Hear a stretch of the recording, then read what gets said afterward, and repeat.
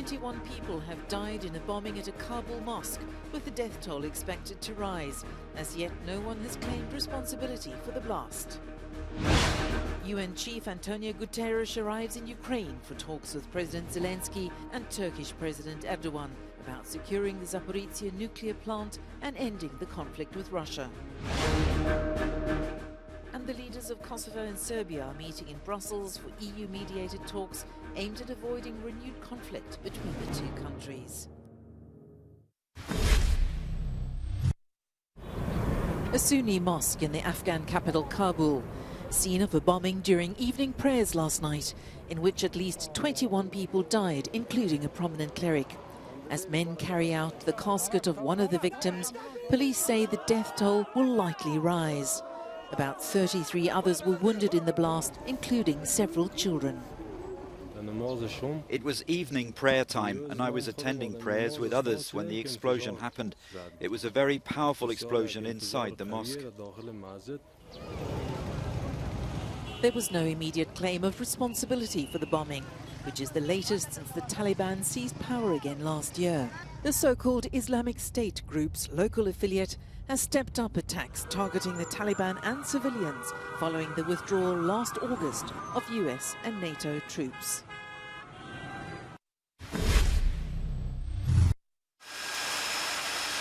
Emergency workers searched through the rubble of a dormitory building for survivors after Russian shelling of a residential district in the city of Kharkiv.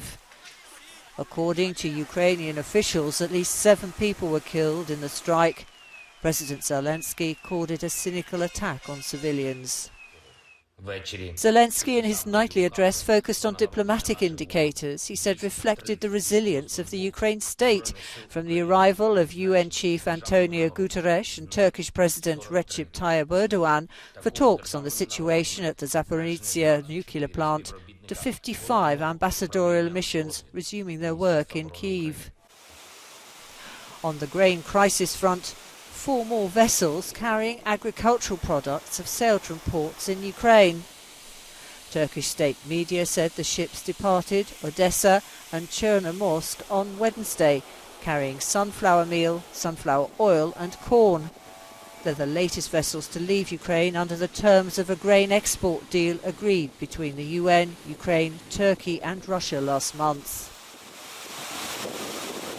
Elsewhere, and footage released by Russian media shows that residential construction by the Russian military is in full swing in one of the most heavily bombed areas of the occupied city of Mariupol.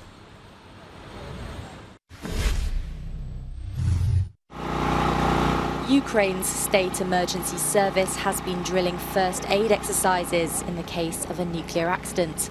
That's as concerns surrounding Zaporizhzhia's power plant grow. Ukrainian technicians have stayed at the Russian-held nuclear power plants despite pressure from Russian soldiers to make sure that the Chernobyl-style disaster isn't repeated. Of course, we understand that we're dealing with a terrorist state, so we must understand that all responsibility for what is currently happening at the station and for any scenarios that are unfolding lies with the Russian Federation, and we have to prepare for any possible scenarios in connection with this. Russia and Ukraine accuse each other of shelling the Zaporizhzhia plant, the largest of its kind in Europe. International leaders, including NATO's Secretary-General, have called for inspections of the site. It's expected to top the agenda of talks on Thursday with the UN, Ukraine and Turkey. The seizure of the Zaporizhzhia nuclear power plant by Russian forces poses a serious threat to the safety and the security of this facility. Raises the risks of a nuclear accident or incident and endangers the population of Ukraine, of neighbouring countries and of the international community. In Nikopol, residents feel the brutality of war. They're just a couple of kilometres away from the plant and fear finding themselves at the heart of a nuclear disaster. I was there, but my son managed to drag me out just in time. But he didn't have time for my husband. My husband was buried under the rubble. The rocket landed right where he was laying in bed. His legs were torn off. In Odessa, 3 people were injured after Russian shells hit a recreation centre. And in Donetsk, 2 were killed and 7 injured after towns and villages were shelled. Meanwhile, Ukraine claims it hit a Russian base in occupied Nova Kakhovka, killing 12 soldiers and putting pressure on the Kremlin's fighters in the south. NATO Secretary Jens Stoltenberg met with leaders of Serbia and Kosovo in Brussels ahead of high-level crisis talks on Thursday. EU mediators hope the meeting will de-escalate growing tensions in the Balkans, where Russia has tried to increase its influence amid the war in Ukraine. Stoltenberg says NATO has bolstered its military presence in Kosovo. While the situation on the ground has improved, it is the responsibility of all parties, particularly the officials from Belgrade and Pristina, to prevent escalation again. I call on all sides to show restraint and to avoid violence.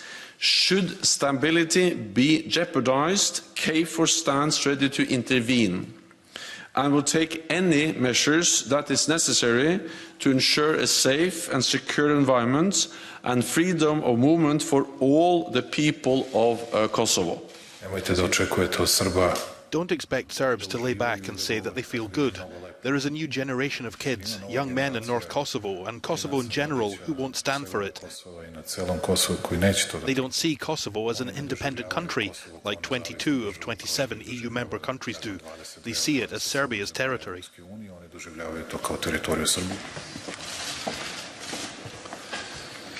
It is an opportunity for Kosovo to is central to its mission. Then on one side you have democratic state of Kosovo, we have professional police of our republic, and on the other hand, on the other side you have illegal structures of Serbia who have been turned into criminal gangs, who erected barricades. And in this sense, you can say that there are two sides, but we should never lose moral center.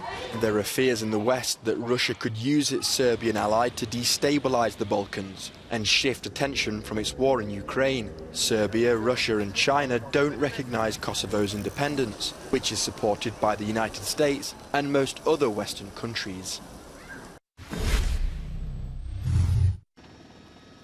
Britain braces for 3 days of strike action across the rail, tube and bus networks.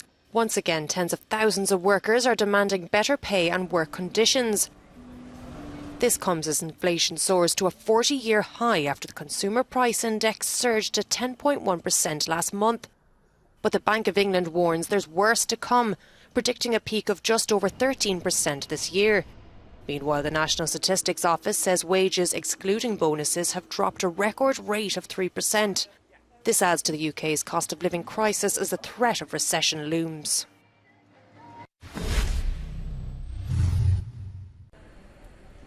Well, once again today, most of Britain's railway network is suspended due to strike action from staff. This is all over a dispute between unions and the bosses of the networks when it comes to pay. Now, there have been several strike days. Negotiations have been ongoing, but there is still an impasse, and that is because yesterday's figures revealed in the UK that inflation hit the highest rate in 40 years, crossing over the double-digit threshold just above 10%, and that has been the barrier. The union bosses say that any pay rise must at least match inflation, otherwise it will be a real terms pay cut. The bosses, though, say that they cannot increase by that much, and that's something that the British government is really backing, because they say if we do see public sector pay rises across the board that are at inflation or higher, that will lead to a spiral which will put up inflation, though some economists and other groups dispute that. Now, this is the latest day of strikes. We've seen several already this summer. There will therefore be knock-on disruption tomorrow. There's also a tube strike tomorrow, then another day of strikes on Saturday, with then a knock-on on Sunday. So it won't be back to normal on Britain's rails until next week. Yesterday, we also had the communications workers balloted, and the mail workers in the UK have also decided to go on strike in the coming weeks, and there are now votes pending for the teachers, for nurses, for the firefighters as well. So we could see in the autumn the biggest wave of industrial action in the UK since the 1970s. Vincent McAviney, Euronews, London.